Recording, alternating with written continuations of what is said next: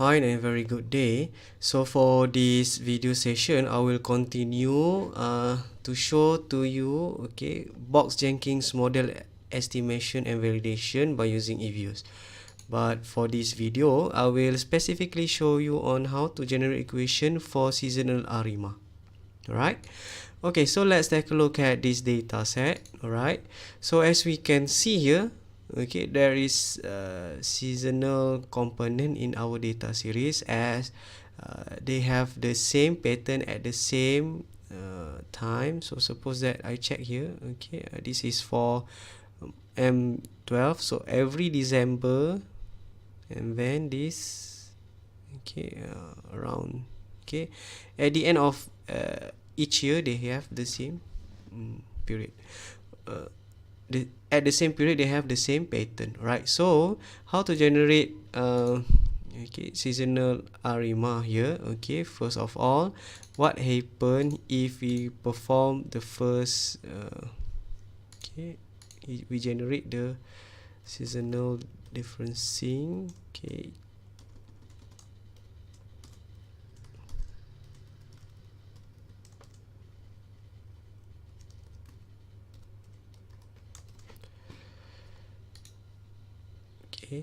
So based on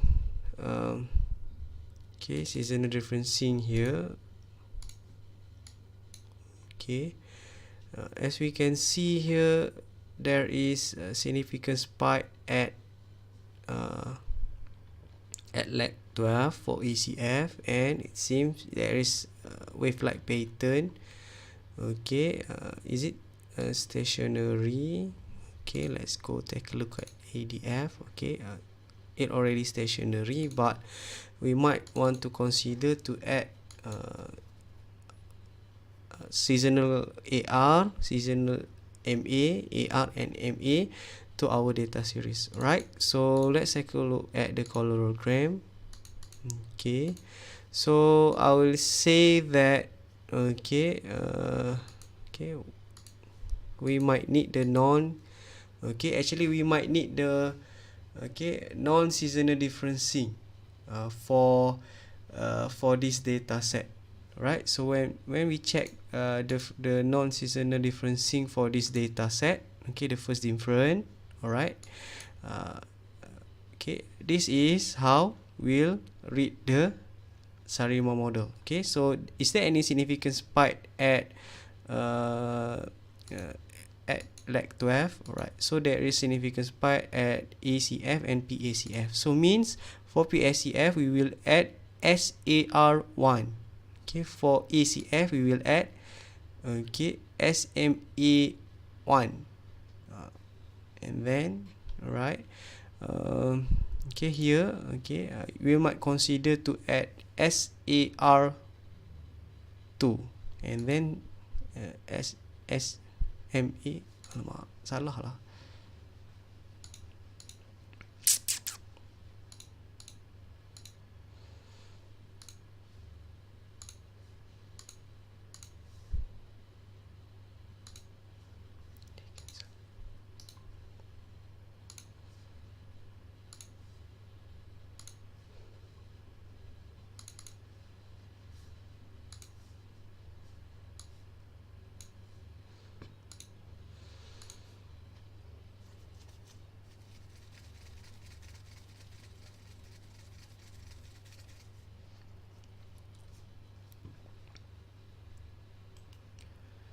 Hi and a very good day.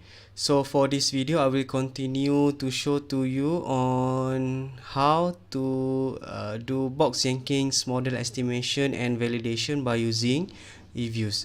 For this video, I will specifically discussing on general equation for seasonal ARIMA.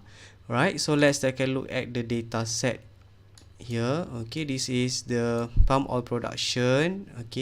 And as we can see here, when we plot the original data series, there is same pattern at the same period of time. Same peak and same peak and trough. So as we can see here, there is the same pattern at the same same period of time, which means it seems that the data series here have a seasonal component. Right, so what happened? Okay, so you have to perform the seasonal differencing first towards your data set. Right, so how? Okay, generate series. Okay, C different equals to D times 0, 12. Right,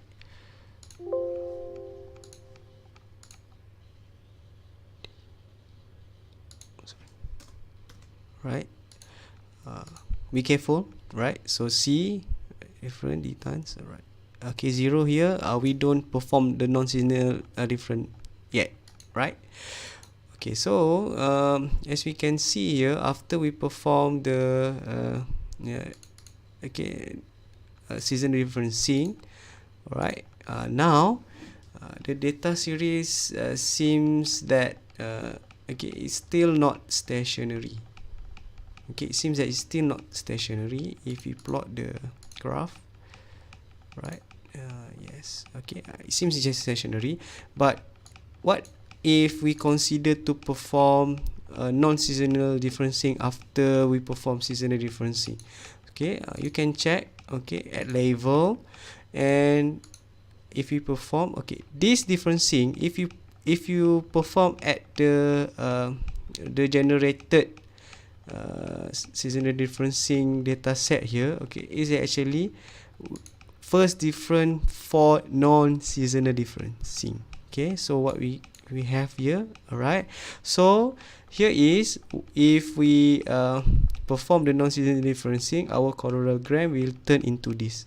Alright, so there is no pattern, but there is a certain significant spike in our model, and we will read how many AR component, how many SMA component, how many AR component, how many MA component based on this this parallelogram. Right, so here, okay, I will read the PQ, or okay, how many PQ, okay, here. Okay, so for ACF, this is reading for ME and SMA. For PACF, is reading for AR and SMA. The difference between AR and SAR is you look at the significant spike at certain period. Okay, so this is the monthly data set. So if there is significant spike at lag 12, at lag 24, this is the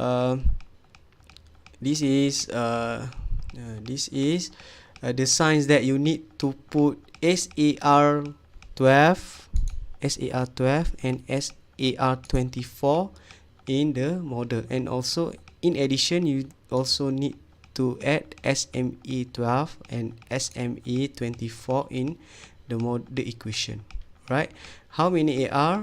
Okay, I will say one AR1 and MA1 here. MA autocorrection is for MA, PACF for AR. Okay, so AR1. So here, how to generate? Okay, I generate equation. Okay, again, quick. Okay, estimate equation.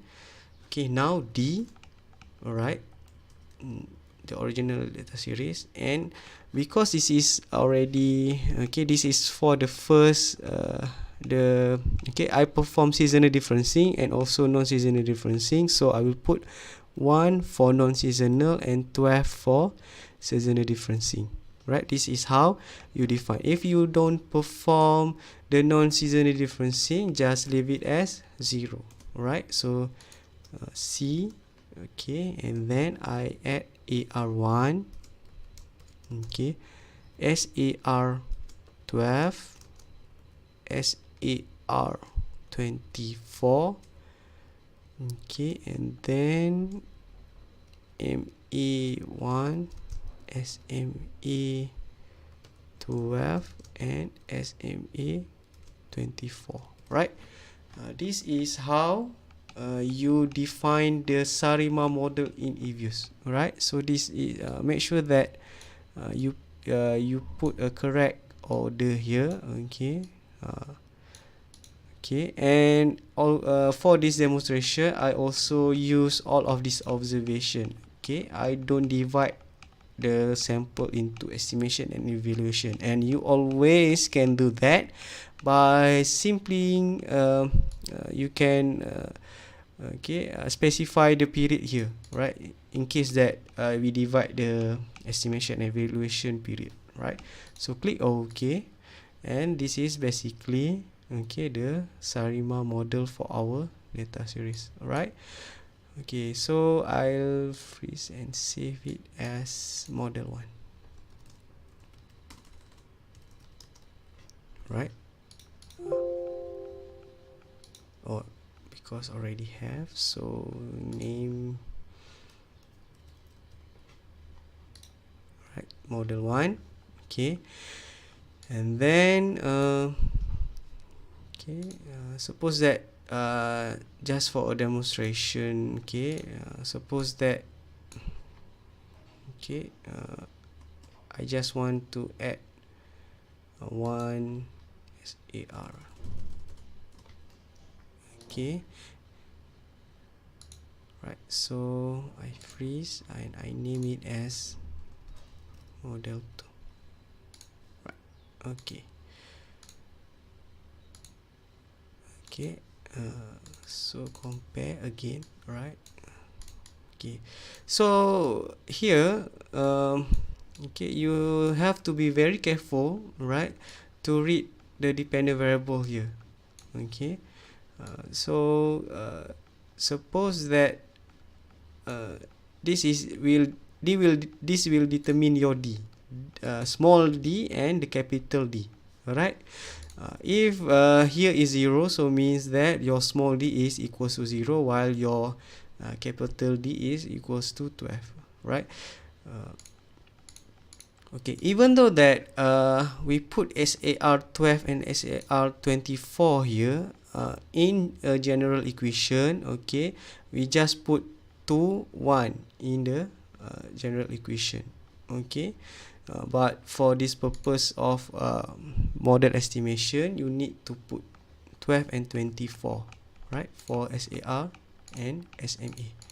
Okay, so which models better? Okay, again you can check it by which model have the smallest AIC and BIC, right? So based on my example here, okay, it seems that this model is better, okay, compared to this model, because it gives the smallest AIC and SBC. Alright, I think that's all for this video. Okay, I hope that you can generate the equation for seasonal ARIMA by your own. Okay, so thank you for watching and listening. Right, see you.